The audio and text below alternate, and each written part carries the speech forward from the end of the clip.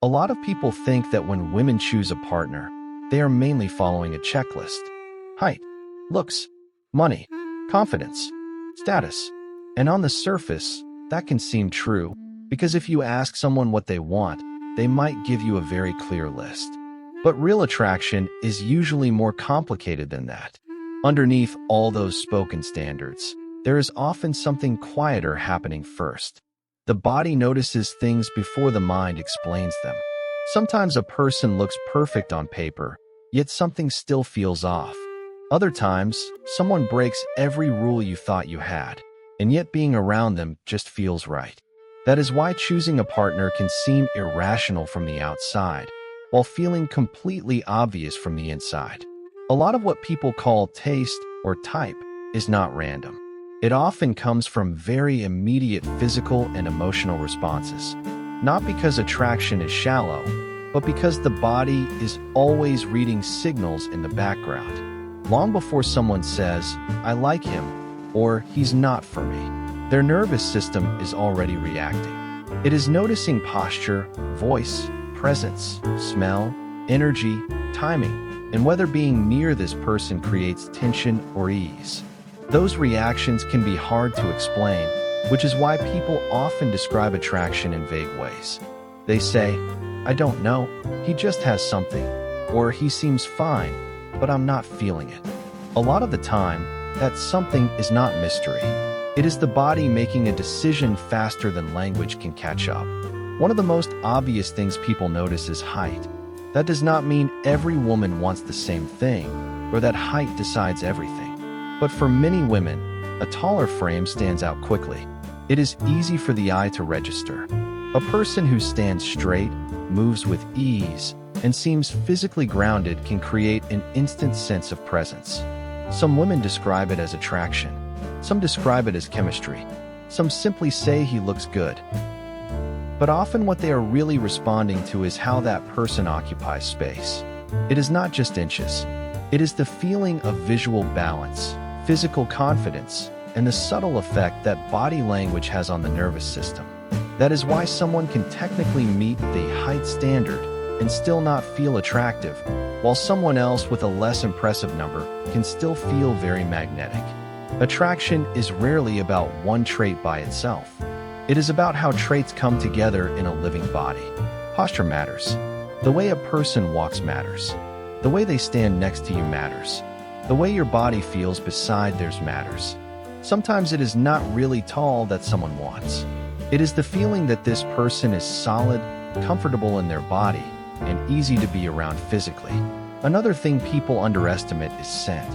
Smell is one of the fastest ways human beings form impressions, yet most people barely talk about it. A clean, natural, comfortable scent can create an immediate sense of ease. Not fancy, not overpowering, not trying too hard. Just clean skin, fresh clothes, good hygiene, and a kind of quiet physical order. That kind of scent often signals safety before words do. It lowers defenses. It creates positive emotional associations without needing explanation. On the other hand, poor hygiene creates a reaction just as quickly. It can be small things: a stale smell, dirty nails, a shirt that doesn't seem clean, neglect in grooming.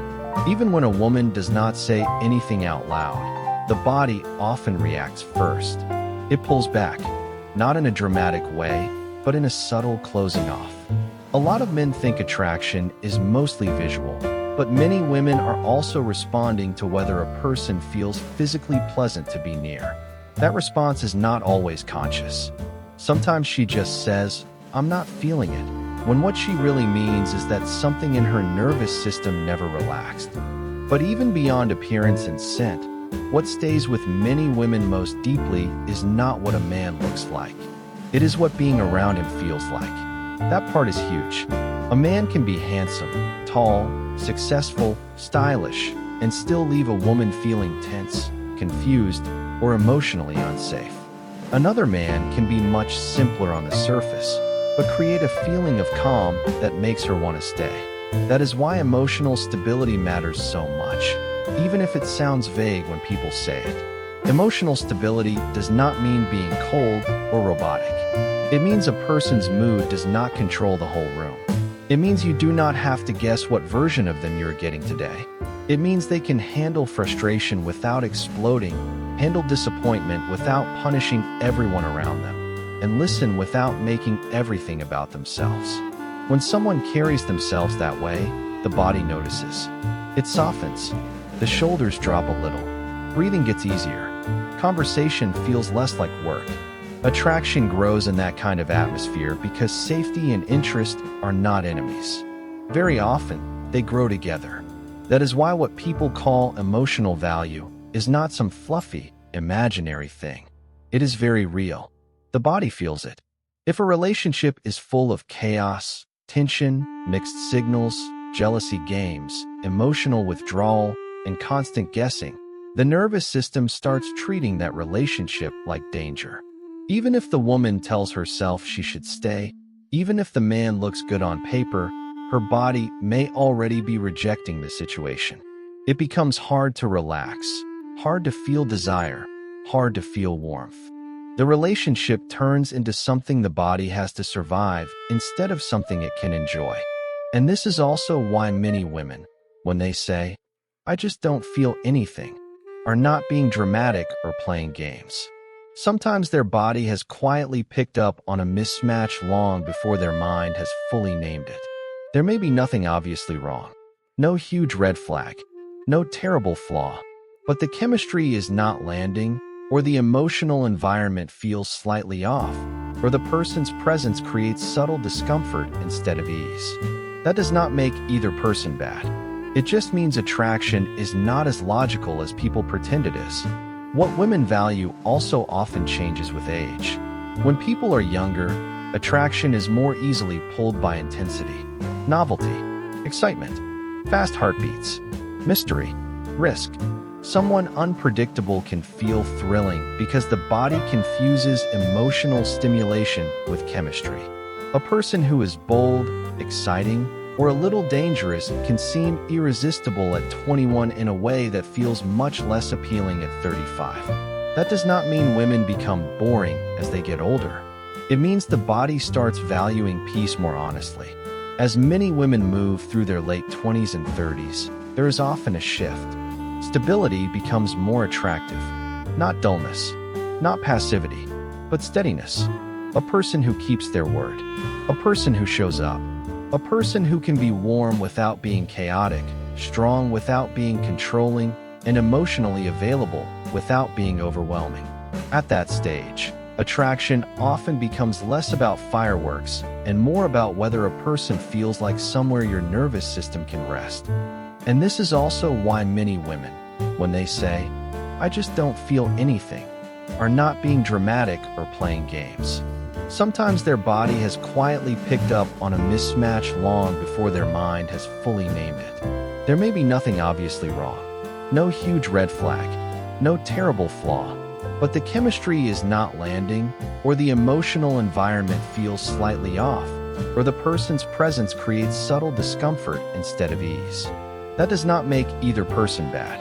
It just means attraction is not as logical as people pretend it is. What women value also often changes with age. When people are younger, attraction is more easily pulled by intensity, novelty, excitement, fast heartbeats, mystery, risk.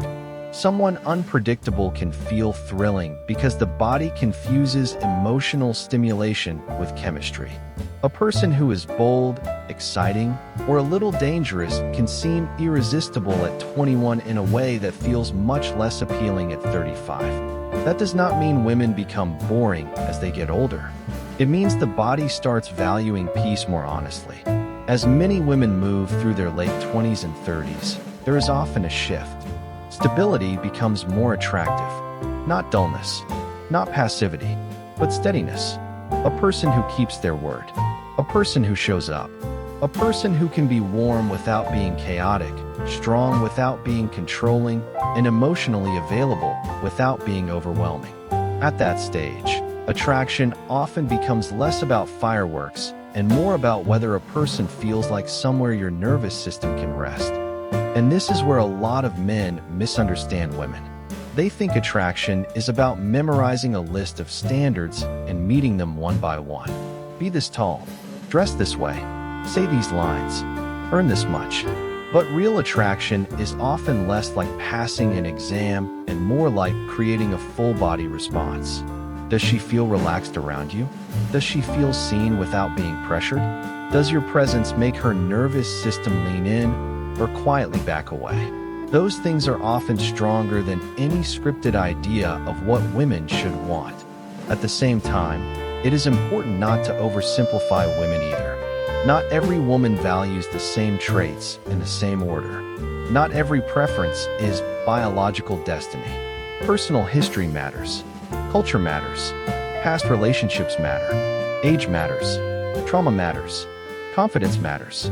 What one woman experiences as exciting, another experiences as exhausting. What one woman sees as comforting, another may see as boring. So none of this should be treated like a rigid formula. It is more like a pattern. Attraction often begins in the body, and the body is paying attention to much more than people admit. That is why love so often breaks the rules people think they have. A woman may spend years saying she wants one type of man, only to fall deeply for someone completely different. From the outside, it looks inconsistent, but from the inside, it makes sense. Her body responded first. It felt safe, warmed, calmed, interested, drawn in. Once those deeper reactions happen, many requirements that seemed so important can suddenly loosen.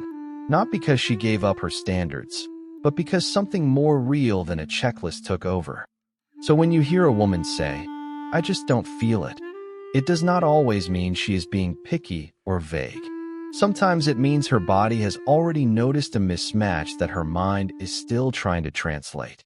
And when she says, "There's just something about him," that something is often not one visible trait, but a whole combination of signals landing in the right way. Height, scent, calmness, emotional steadiness, physical ease, the way he enters a room, the way her body feels in his presence. These things all speak before logic does. In the end, what many women value most in a partner is not just one feature. It is the overall feeling of being able to soften, to feel interested, safe, attracted, and emotionally at ease at the same time. That is much rarer than people think. And that is why real attraction cannot be fully reduced to a list, even when it starts with one. The body is often choosing first. The mind just comes in later and tries to explain the decision.